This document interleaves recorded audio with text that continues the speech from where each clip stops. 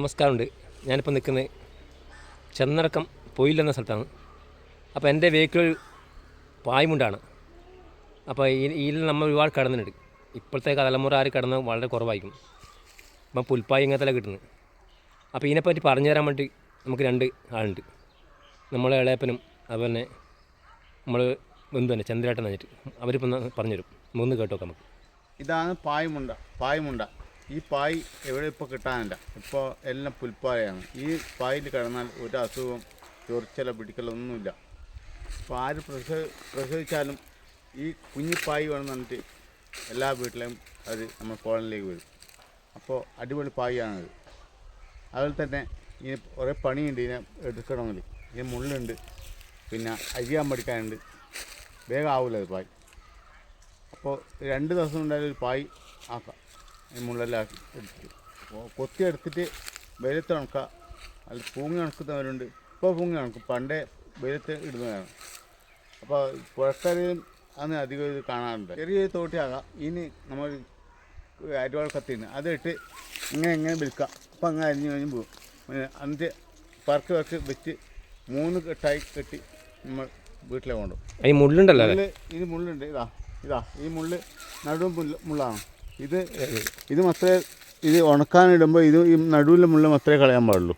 പിന്നെ ഉണക്കി കഴിഞ്ഞാൽ പിന്നെ ഈ 2 സൈഡിലെ മുള്ള് കളഞ്ഞിട്ട് ഇങ്ങനെ തരച്ച് റോളാക്കിയിട്ട് ഓരോ റോള് വെക്കും. അതാണ് നമ്മളുടെ പായ് കൊണ്ടുള്ള ഉപയോഗം. ഈ പായ് മുടഞ്ഞ് കെട്ടണമെങ്കിൽ നല്ല പണിയുണ്ട്. ഈ 2 മാസം മുള്ളാണ്, 2 മാസം മുള്ളാണ്. ഈ മുള്ളെന്ന് പറഞ്ഞാൽ ആദ്യം എടുക്കൽ ഇങ്ങനെ എടുക്കും. ഇങ്ങനെ വെച്ചിട്ട് കത്തി വെച്ചിട്ട് ഇങ്ങനെ അരിഞ്ഞ് കളയും.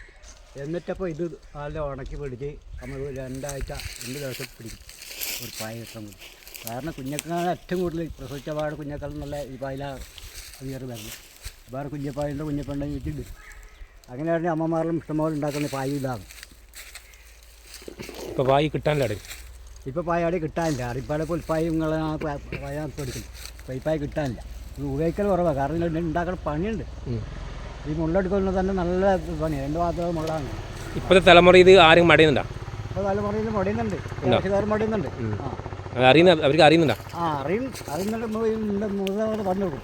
വലിയ വരെ പറഞ്ഞു കൊടുക്കും. പഴയ തലമുറക്കാരിൽ അധികം ഇത് മടയുന്നു. അപ്പോൾ എൻ്റെ പായ് ഇങ്ങനെ മടക്കിയിട്ട് അവർ കാണിച്ചു കൊടുക്കും. വലിയ ആൾക്കാർ അപ്പം മടയുമ്പോൾ അമ്മമാർ മടയും. പഴയ തലമുറക്കാർ അധികം മടയുന്നത്. പായമാർക്ക് ആദ്യം മടയും. ഇപ്പം ആരും മടയുന്നത് കുറവാണ്, വളരെ കുറവാണ്. ഇപ്പം കിട്ടാനില്ലല്ലേ പായ്? ഇപ്പം കിട്ടാനില്ല. ഇപ്പോൾ മടയാൻ നിൽക്കുന്നില്ല, പണിയുണ്ട്. ഈ പായ് മടഞ്ഞ് വിറ്റ് നീന്തീശ്വരം കൊണ്ട് വിറ്റ് വന്ന് പിറ്റേ ദിവസം രാവിലെ ആദ്യം വിറക് കൊത്തി എരിക്കുളത്ത് നിന്ന് നീന്തീശ്വരം വരെ നടന്നിട്ടാണ് നമ്മളെല്ലാം ഈ രീതിയിൽ പോറ്റിയത്. അന്നേരം ഭയങ്കര കഷ്ടപ്പാടും സങ്കടങ്ങൾ ഇപ്പോഴും ഓർക്കുമ്പോൾ വിഷമമാണ്. അപ്പോൾ ഈ മുണ്ടര പായൽ കിടന്നവർ എത്ര ഉണ്ടെങ്കിൽ ഒന്ന് കമൻറ്റ് ഇടുക. അപ്പോൾ എൻ്റെ വീഡിയോ ഇഷ്ടപ്പെടുന്ന ലൈക്ക് ചെയ്യാൻ കമൻറ്റ് ചെയ്യാൻ മറക്കണ്ട. നമുക്ക് ഇനി അടുത്ത വീഡിയോ കാണാം. ബൈ.